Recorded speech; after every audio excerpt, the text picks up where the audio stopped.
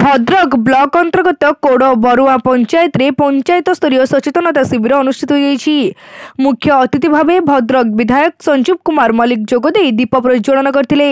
Block chairman Urmila नायक, Bhadrak BDO, कोड़ बरुआ पंचायत सरपंच सुषमा महांती जोगदे कार्यक्रम को त्वरान्वित करथिले। सरपंच प्रतिनिधि आशीष महांती, महेश नायक, पंचायत पीओ तापस कुमार नायक, पूर्वतन सरपंच कालिंदी जेना, पीएससी राजेंद्र कुमार पाणी, लक्ष्मीप्रिया, स्टेट बैंक अधिकारिणी सुनंदा अपा उपस्थित थे। विकास विषय आलोकपात करथिले। मान्यवर विधायक विकास जन्मरू मृत्युवरण पर्यंत समस्त विकास मान्यवर मुख्यमंत्री नवीन पट्टनायक द्वारा होइछि एवं शिक्षा इत्यादि विषय तथ्य रखिथिले। शेषे कोड़ बरुआ पंचायत सरपंच प्रतिनिधि आशीष महांती धन्यवाद प्रदान करी सभा समापन करथिले। आम ओडिशा नवीन ओडिशा कार्यक्रम विभिन्न पंचायत विभिन्न म्युनिसिपालिटी चली परिप्रेक्षी आम आज कोड़बरा जीत आसीलु। मुख्यमंत्री जो उन्नत कार्यक्रम सारा ओडिशा रे निर्वाचन चलती पंचायत चलती सरकार जो स्कीम अच्छी से विषय लोक मान अवगत कराइला। आगामी दिन में माननीय मुख्यमंत्री जो योजना आसूची लक्ष्मी बस चलो से विषय में लोक अवगत कराइला।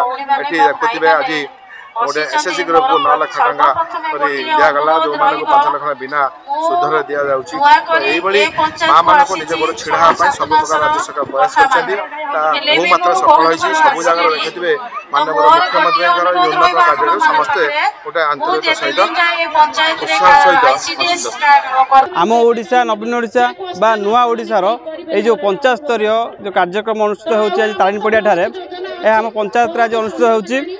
देखु ग्रामांचल विकास और रूपांतरीकरण जो अनुष्ठित होती 5T माध्यम आज समस्त सचेतनता सभा एटा अनुष्ठित होती। मान्यवर विधायक श्रीयुत संजीव कुमार मल्लिक और माननीय आमर भद्रक ब्लॉक अध्यक्षा श्रीमती उर्मिला नायक ये उपस्थित थे मोर सचेतनता लोक कहीदे गले। देखु मान्यवर मुख्यमंत्री श्रीयुत नवीन पट्टनायक ग्रामांचल विकास एक प्रमुख भूमिका ग्रहण कर ग्रामांचल एक विकास से एक दृढ़ निष्पत्ति नहीं। देखु 5T माध्यम आम पंचायत विभिन्न प्रकार कार्यक्रम अनुष्ठित होती। 5T हाई स्कूल होती, 5T कॉलेज होती, विभिन्न प्रकार अंगनवाड़ी डेवलपमेंट होती, अंगनवाड़ी नूतन तैयारी कर विभिन्न रास्ता घाट आरंभ ठार समस्त कार्यक्रम अनुष्ठित होती। विशेषकर आम पंचायत 100 एसएचजी अच्छा पाखापाखि 2 कोटी रु 3 कोटी टंका पाखापाखि एथर दि जाएगी 1% सुध हार आज योजना कर। आज 2टी बैंक माध्यम 10टी एसएचजी मानक 9 लाख कर 5टी 5 लाख कर 4टी एमती करी एसएचजी मानक 1% सुध हार आज दि जाए।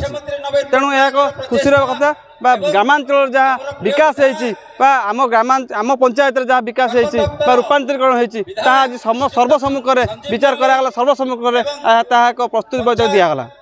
भद्रकरू पुनील कुमार सामंत को रिपोर्ट तीर्थक्षेत्र लाइव।